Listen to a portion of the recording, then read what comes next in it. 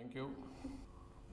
In India, we have various kinds of energy sources, and up to 30th September, the installed capacity of 2,78,733 megawatt has been achieved.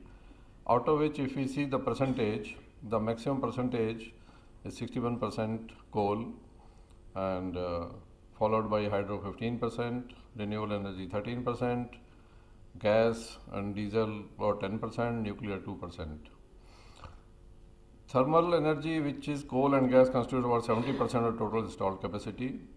Hydro share, which was 45% during 1960s, now has declined to 15%.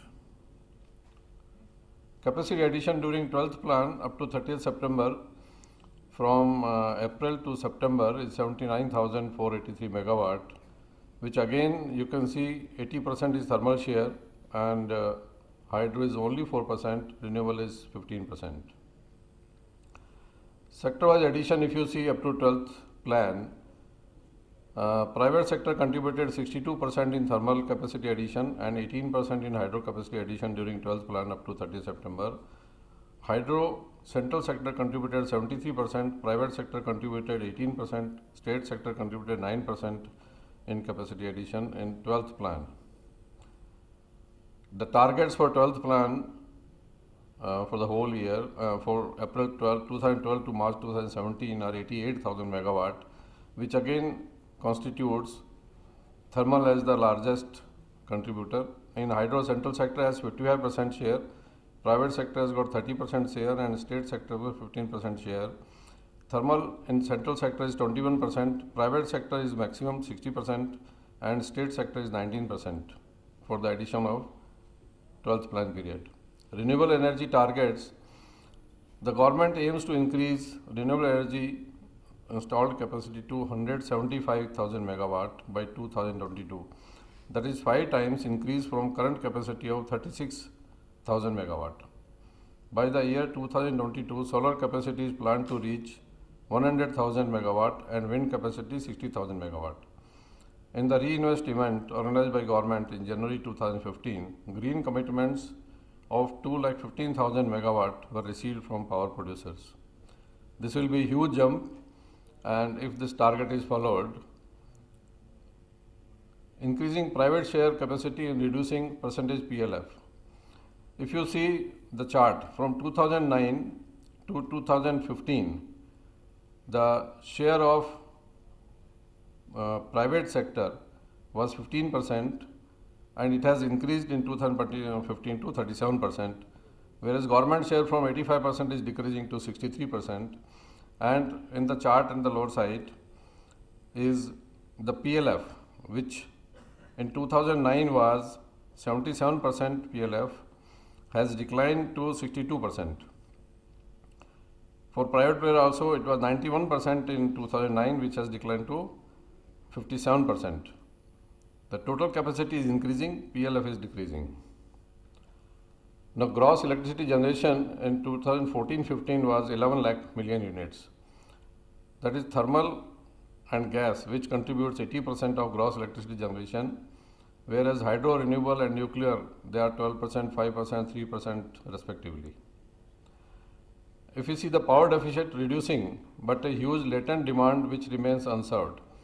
In 2012, there was a peak deficit of 10.6%, which has come down to 2.6% in 2015, and power deficit has reduced from 8.5% to 3.6%, whereas you see growth in capacity utilization, which is the capacity which is not being utilized, is reducing.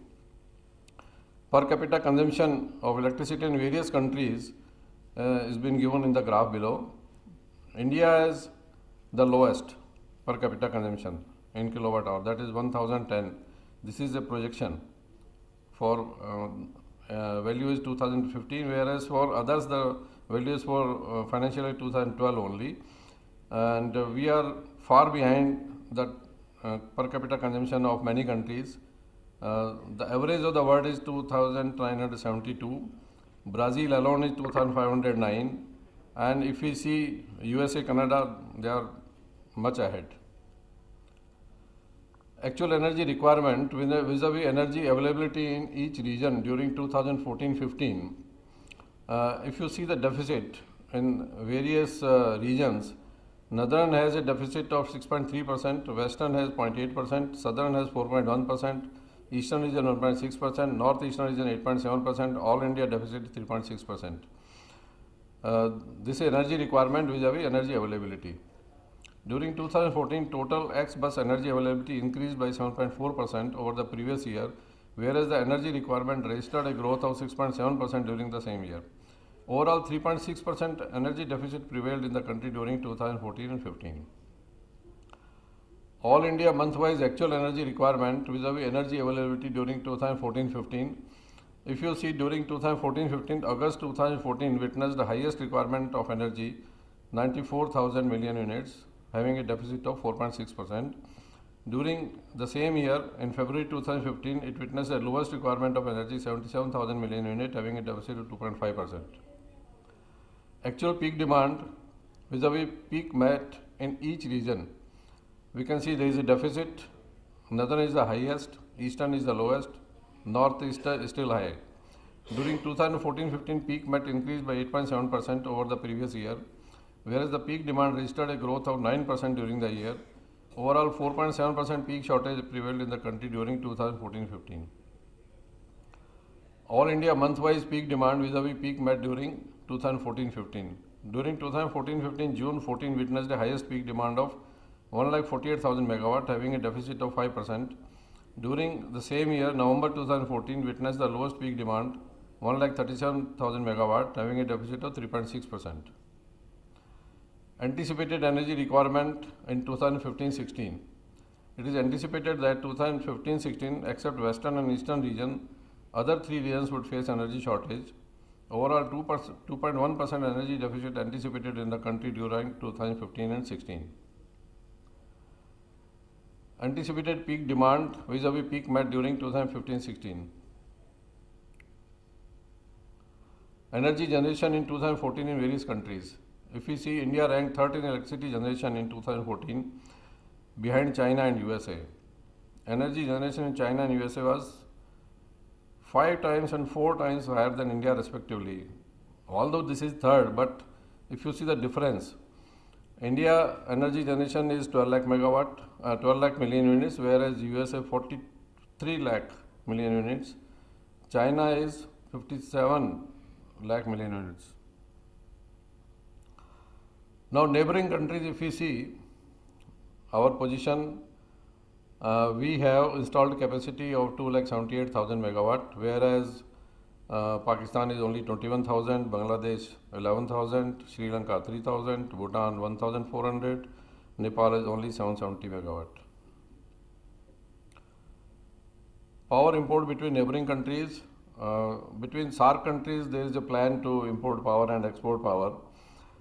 The prevailing import of power is India is importing from Bhutan 1,350 megawatt, Bangladesh is importing from India 500 megawatt, Nepal is importing from India 250 megawatt.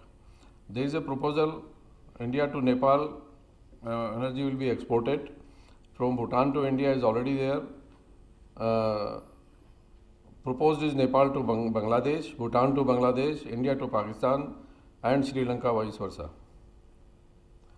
Hydropower development scenario in India, total hydropower potential greater than 25 megawatt is 1,45,320 megawatt, out of which only 37,500 megawatt has been operation. Under construction is around 12,000 megawatt and 95,000 is yet to be developed. There is pumped storage schemes also planned in India. These pumped storage schemes are very essential for grid stability. So far we have got very meager pumped storage capacity installed. There are certain difficulties because of pumping power which has to be made available to the pumping stations either at free of cost or at a very low cost, which is not available. That's why these are not getting successful. But if the solar power plants are coming, as it has been planned, then these pumped storage plants will be a requirement and will be the need, and that will stabilize the whole energy scenario in the country. Northern region, we have a potential of 13,000 megawatt, western region 38,000, southern region 16,000, eastern region 9,000, northeastern region about 17,000. Total installed total potential planned is 93,920 megawatt for pumped storage. Now under operation we have 4,785 megawatt and under construction 1,080 megawatt. Although these under operation are not fully operational because of certain problems, as I told that energy for pumping is not readily available. Now if we see China, because why China is being compared, one can ask, we have equal amount of population almost. The China has about 5 to 7% higher population than India, but at the speed which we are growing, next 5 to 6 years we will surpass China also. So, but if we see the installed capacity and the development in China, this is much more than we can even imagine. Installed capacity from all sources in China is 5 times higher than India. We have 2,71,000 megawatt of installed capacity, whereas China has got 13,59,000 megawatt of installed capacity. This from all sources. If we see hydro only, we have got 45,000 megawatt. They have got 3 lakh megawatt installed capacity, which is commissioned. Then developed hydropower potential I have already explained, but if you see the total hydropower potential of China is 6 lakh megawatt, that means 50% they have already developed, whereas we have developed not even 25%. China has identified hydropower potential 6 lakh megawatt, including small hydro but excluding pumped storage. By the end of 2014, China has developed total hydropower capacity of 3 lakh megawatt, including 72,000 megawatt of small hydropower capacity, less than 50 megawatt. In China, it is small is less than 50, whereas in India it is less than 25, and 22,000 megawatt from pumped storage. Identified hydro potential in India is 1,50,000 megawatt, including small hydro but excluding pumped storage. By the end of 2014-15, India had developed total hydropower capacity of 45,000 megawatt, including 4,000 megawatt of small hydropower, which is less than 25, and 4,786 from pumped storage. If we see the growth, at the end of 1989, installed hydropower capacity in China was 37,000 megawatt. In last 25 years, installed hydropower capacity of China has gone up to 3 lakh megawatt, which is an addition of 2,64,000 megawatt in 25 years, that is 10,500 megawatt each year. Whereas India, in the same period, we had installed capacity of 18,000 megawatt, and we could go up to, in 25 years, 27,000 megawatt more. That means 1,000 megawatt, almost 1/10 of hydropower capacity addition as compared to China. Top 10 countries hydropower installed capacity. If you see, China has got 2,82,000 megawatt, Brazil 89, US 79,000, Canada 78,000, Russia 48,000. We are 6th in the row. Total hydropower installed capacity in the world at the end of 2014 is 10 lakh megawatt, including small hydro but excluding pumped storage. Now, why hydropower is required? This is a very basic question, everybody knows about it, but still I'll explain. India needs huge capacity addition. There is over dependence on coal, which is unsustainable. All sources of energy, including hydro and renewable, needs to be developed. Hydro has a number of advantages: energy security, cheaper in the long run, grid stability, development of the interior regions. There are many challenges which we are facing: returns not commensurate with the risk, procurement of hydropower not as streamlined as thermal, lack of clarity in environment clearance guidelines and clearance processes. Every time, every year they keep on changing their guidelines. Lack of social consensus, poor or non-existent infrastructure in the interior area like Arunachal Pradesh or interior of any hilly area, roads, communication network, bridges, there's very poor quality of infrastructure is available, which debars the private developer to go and do hydro business in interior areas, lack of long-term thinking. Key policy actions required: continuation of Section 62 of Electricity Act 2003 for determination of tariff on cost plus basis, enhancement of return on equity of hydro projects, continuation of mega power policy benefits, also extension of custom excise duty exemption to the steel, cement and construction equipment considering specific nature of hydro projects sector-wise, especially Arunachal Pradesh or interior areas. This policy should be reintroduced. Formulation of mechanism to tie up hydro capacity by distribution utilities in their power procurement ratio. That is, preference should be given to hydropower, maybe 10% or 15%. Then only the development of hydropower will be there. Introduction of hydropower purchase obligation for distribution licensees from large hydro projects. Realignment, revisit of certain stipulations, policies of Ministry of Environment, Forest and Climate Change relating to grant of environment and forest clearance. Actions required in the northeast: improvement of roads, bridges, river navigation facilities, rail network, air connectivity, telecommunication infrastructure in northeastern states in India, particularly in Arunachal Pradesh. Establishment of transmission system for evacuation of power, institutional development of northeastern states and northeastern state governments. Conducting stakeholder dialogue, understanding their core issues, addressing these issues for resolution of local interstate concerns. Why I am saying Arunachal Pradesh again and again is because it has got the largest potential available, around 60,000 megawatt. Hardly anything has been developed there. Projects have been given to the developers, but nobody is coming forward. There are certain objections. The public and participation with the political leaders is required, and they have to understand that this is for their development, for country's development as well as their own development also. And their revenue will depend only on hydropower, since this is the only source which can earn money for them. The way forward: to be self-reliant for the energy security, we have to go a long way for the sustainable development. Many policy decisions are required to be taken. To overcome the challenges, political will is most essential, along with people involvement. Each company or the developer has to be an independent power producer who will identify the mix and accordingly plan for a combination of energy mix like thermal, hydro, nuclear, solar, wind, tidal, biomass, small hydro and pumped storage. What I want to say is each developer, whether it is NHPC, NTPC or any other private company, should be allowed to build a number of projects in all the areas so that he can decide the energy mix. It should be not left to the regulator or the government to decide who will make hydro, who will make thermal, but it should be the independent thinking of a developer, so that with this mix, a combination will allow the flexibility of generation as per the demand pattern, and accordingly energy economy can be established. So when pumping is required, from which source pumping is required, at what unit hydro should be sold, at what unit thermal should be sold, how we can manage at the base load, when the peaking is required, how we can manage.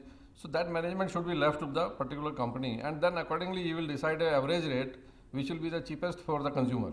And consumer also can target. It should be done like that okay, today I want NTPC power, so I should get NTPC power. A time will come when you will get this facility. Like in telephones you have got, in communication mobile you have got this facility. Earlier it was not there. But a day will come when you will demand that, okay, this company can give me the cheapest power, I demand that only. To become a developed country, we have to increase our generation capacity to achieve industrial output for Make in India targets. We have seen China, how developed it is. If you really go and see China, you will be wonderstruck. It's beautifully developed country which you cannot imagine by sitting here. And what they have done is they have developed entire hydropower potential. Almost 50% is now, and they are going ahead very fast, which has given a boost. The same population, almost same population, only 5 to 6% higher than India. We will surpass next 5 to 6 years China, or we will be equal. And what we have only 2,71,000 megawatt, they have got 13 lakh megawatt. So that's the difference. Industrial output will increase automatically when you have power. Shortage of power will not allow you to have industrial output. You will put DG sets, 13 rupees, 20 rupees per unit cost. Nobody will, whatever the product comes out will be so costly. That's why we are not able to export our things, export our material. We are lagging behind in all these aspects. With the new regime of developing solar power, but alone solar power will not help. We have to have a mix of power, solar power with pumping, like pumped storage schemes and hydro and thermal. Everything should be mixed, and then a rate will come and a better power and better efficiency will be achieved. Thank you. Thank you, Mr. Madan. You have very nicely, in a simple word, put forth a very complex problem, and we all are dealing with this. So, since he has done it well in time, we can have one or two questions for this very burning topic today.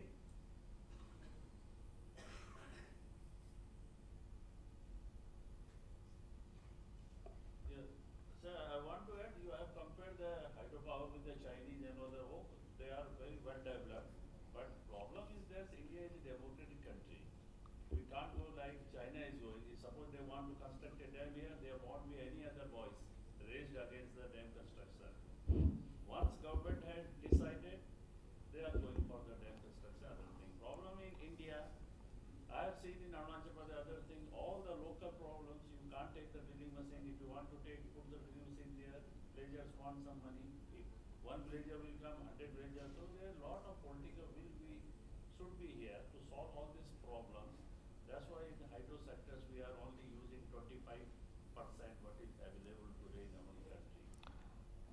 I agree with this, but why I wanted to show China was that, see, population wise, where we are and where they are, we are almost of the equal footing.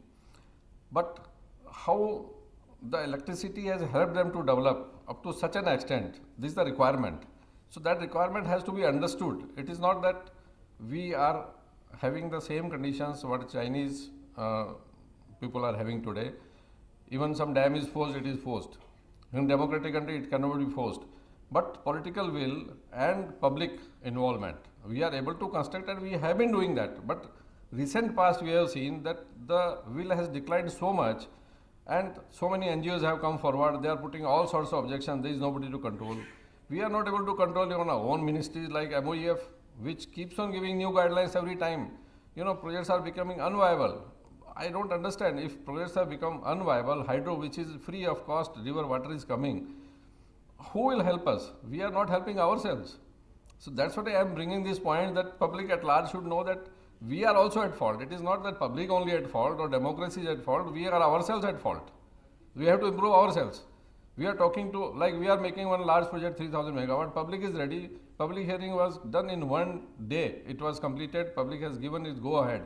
But what has happened?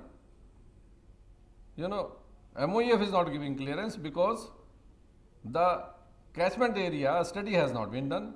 Who was to do? They were to do themselves, basin study. We were not supposed to do. If they are not doing their own work, who can do it? The project is ready, we are not doing anything. It's stuck up, cost is going high. Now what public and private developer will do? He will say, shelve the project, I am not interested. If the cost of generation goes beyond 4 rupees, 5 rupees, who will purchase? Nobody will purchase. So that's why, not only that, there is a combination required. It should be mixed with hydro, thermal, pumped storage. Then only you will come down with a cost which will be purchasable, which will be sold in the market.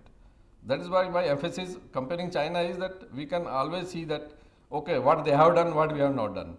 How they have grown so much. Today they have a name and their infrastructure is very beautiful, no doubt about that. So we have to think about it.